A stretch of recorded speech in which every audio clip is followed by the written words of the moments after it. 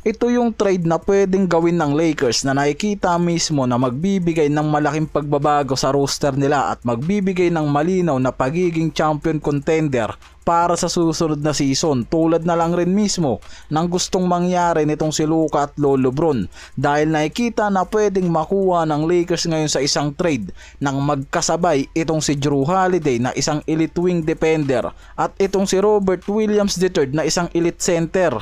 Nakikita kasi kahit may DeAndre Ayton at Marcus Smart veteran addition sa roster nila, kulang pa rin ang Lakers sa isang difference making two-way wing na kayang magbantay sa elite scorer at magbukas ng spacing sa half court. Halos wala na rin kasi silang cap wiggle room, kaya trade ang tanging realistic na way para umangat sila sa tier ng tunay na pagiging contender ngayong 2025-26 season. Isang two-way wing o backup center mga pare ko, yung nakikitang kailangan pa ng mga to para masigurado yung pagiging contender nila sa Western Conference.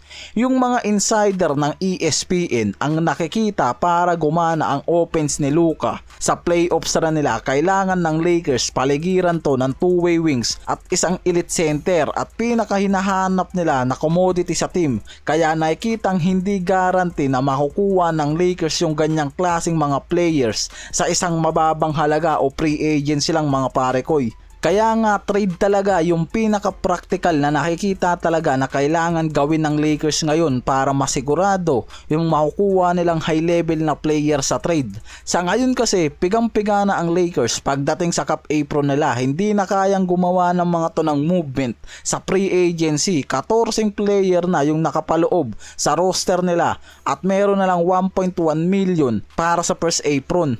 Kaya hindi sila makakapirma ng meaningful na 15th man hanggang ngayon, kaya consolidation trade ang natitirang paraan para magdagdag sila ng quality player. May mga expiring contract ang Lakers ngayon na nakikitang magiging sapat para sa isang high value target, mapa 3&D wing at isang high level na center. Meron silang Rui Hachimura, Gabe Vincent, Maxi Kleber na may kombinasyon na salary na nagkakahalaga mula sa 84 million, pero sa report malinaw na sinabi ng front office ng Lakers na wala silang balak na ilagay sa trade blocks itong si Gabe Vincent, at tahimik pa yung kampo mismo nitong si Rui Hachimura pagdating sa trade talks. Tapos meron pa silang high upside young win na si Dalton Knecht, isa sa mga players na madalas naman talaga nababanggit bilang potential part ng isang trade package. May rookie contract at may growth potential, kaya pwedeng maging interesante nga raw to sa ibang team bilang bahagi ng exchange. At ayon na rin mismo kay Jovan Buha, may hawak ang Lakers ngayon na first round picks para sa 2031 at 2032 na pwede nilang gamitin bilang major trade chips sa pagpapalit ng high impact players. Kaya nga nakikita ngayon na makakagawa pa ang Lakers ng isang mabigat na trade na magpapalinaw sa mga to sa pagiging champion contender para sa susunod na season, at paniguradong mangyayari nga yan mga pare koy, dahil sapat na sapat ang mga trade asset ng Lakers para makakuha ng high level na player sa isang trade. Isang elite na two-way wing ang nauugnay dyan, itong si Wiggins, pero malinaw na hindi interesado ang Lakers sa trade proposal na hinahingi ng Miami Heat dyan, kaya mas lumilitaw ngayon yung pangalan nitong si Jrue Holiday na pwedeng targetin na ng Lakers, at isang center naman na walang ibang matunog na pangalan kung hindi itong si Robert Williams III, lalo't na sa mababang halaga lang rin ngayon ang biannual contract nito sa Portland.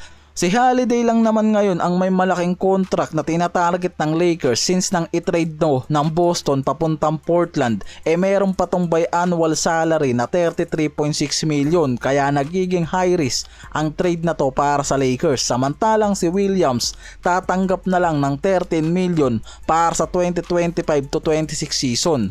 Kaya nga may theoretical way at possible nga raw na mangyari yan kung gagamitin ng Lakers ang tamang kombinasyon ng expiring contracts, draft picks at promising young asset para makabuo ng isang trade package mula kay Holiday na isang elite two-way guard at Williams na elite defensive center. na magiging backup para kay Ayton. Parehas yan na pwedeng makuha ng Lakers. Ayon yan mismo sa report na to. Syempre hindi nga raw ganong kadali at komplikado yan kung itutuloy ng Lakers at nangangailangan ng multi-team coordination lalo na't dahil sa kanilang salary cap constraints. Marami kasing mga insiders ang nagsasabing kailangan ng Lakers ng at least 2 first round picks at kadalasan kasama rin dito ang isang high quality veteran or multiple asset para magbalanse ng package na to. Meaning lang na kailangan talaga ng Lakers mag-offer ng heavy value, future first rounders, strong role players or expiring contracts.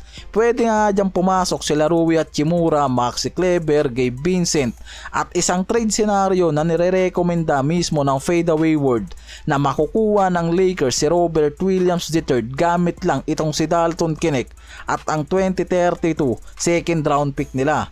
Simple trade package to mga pare ko dahil wala naman nga raw mawawala sa Portland at mataas pa yung injury risk ni Williams.